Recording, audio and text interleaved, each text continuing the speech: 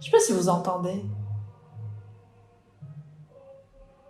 Ça, c'est mon voisin d'en dessous qui se sent plus.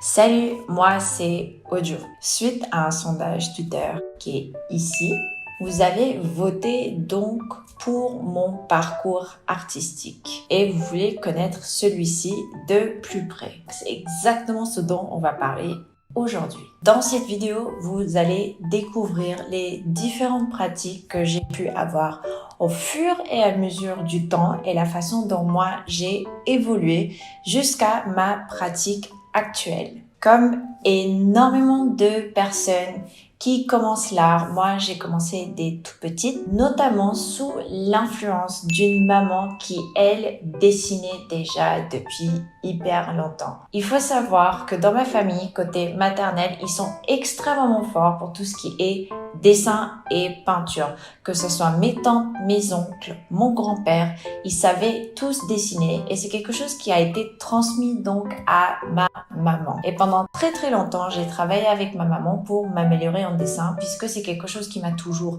intéressée en tant qu'enfant et j'ai toujours voulu faire un peu comme elle. Avant même de commencer, il faut savoir que je vais essayer de mettre le plus de photos possible de mes anciens travaux, mais il y en a plein que je vais pas pouvoir vous montrer tout simplement parce que je ne les ai plus, ils ont été perdus et on a tellement déménagé que ça ne m'étonne pas du tout. Mes débuts en tant que amatrice d'art et particulièrement de dessin, c'était lorsque j'étais toute petite. Il y a une époque comme ça où je vivais seule avec ma maman et donc c'était la personne que je voyais le plus. Je la voyais également faire tous ses dessins pour ce qui était à l'époque son école de mode. En plus de ça, je regardais aussi énormément de dessins animés et de mangas, ce qui a beaucoup influencé mon style. La particularité de mes dessins avant, c'était que j'ai vraiment exercé que sur du médium traditionnel, donc rien de numérique. Mais en plus de ça, je ne faisais que les choses en noir et blanc et spécifiquement, je faisais quasiment que du line art. Ça, c'est quelque chose que j'ai continué à faire et je me suis également améliorée dans tout ce qui est représentation, tout ce qui est figuration. J'ai maîtrisé les proportions, mais tout en restant dans du noir et blanc, comme vous voyez sur ces images-là.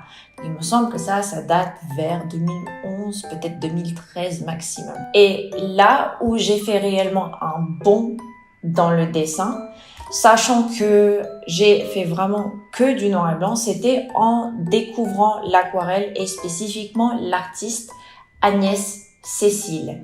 Donc Agnès Cécile est vraiment ce que j'appellerais un maître de l'aquarelle, tout simplement parce qu'elle maîtrise très particulière, mais elle n'a pas non plus peur en fait de montrer un travail qui est complètement différent, qui relève en fait d'un mélange d'abstraction et de figuration. Qui dit aquarelle dit couleur. Donc c'est aussi mes premiers pas dans la couleur. Et comme vous voyez, c'est pas fameux parce que mes premiers pas réellement avec ce médium-là, c'était toujours en parallèle avec tout ce qui est line art. Moi, qui suis très influençable, a voulu trouver quelque chose un peu plus comme Agnès Cécile, justement, où il n'y avait pas de contour, mais il fallait quand même montrer une certaine tridimensionnalité à travers justement les effets plastiques. Ça veut dire qu'il fallait une meilleure maîtrise aussi des valeurs, des tonalités, pour faire ressortir justement des formes qui ont l'air d'être en volume. Cet amour pour l'aquarelle, je l'ai découvert en 2017, juste avant que j'entre justement à Panthéon-Sorbonne pour faire ma licence d'art plastique. C'était le moment où je m'étais dit que j'allais pouvoir enfin renouer avec ce que j'aimais qui était le dessin et découvrir peut-être autre chose. Il faut savoir que l'aquarelle, c'est un médium qui reste réellement entre le dessin et la peinture, mais c'est plus quand même du côté du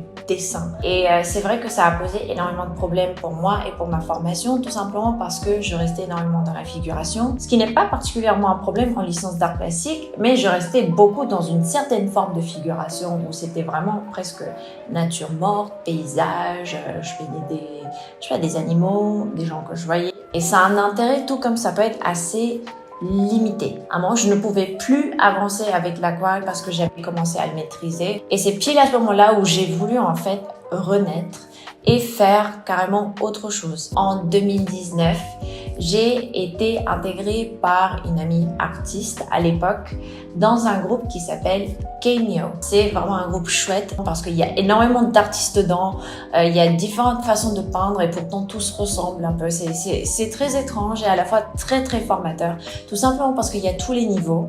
Ils sont tous très sympas et ils sont toujours là à vouloir donner des conseils. C'est vrai que quand je suis entrée là-dedans, j'avais pas particulièrement ma place parce que moi j'étais vraiment que dans l'aquarelle et surtout dans un dessin presque type manga. En plus de ça, j'avais très très peur de commencer les médiums que eux utilisaient qui étaient spécifiquement de l'huile.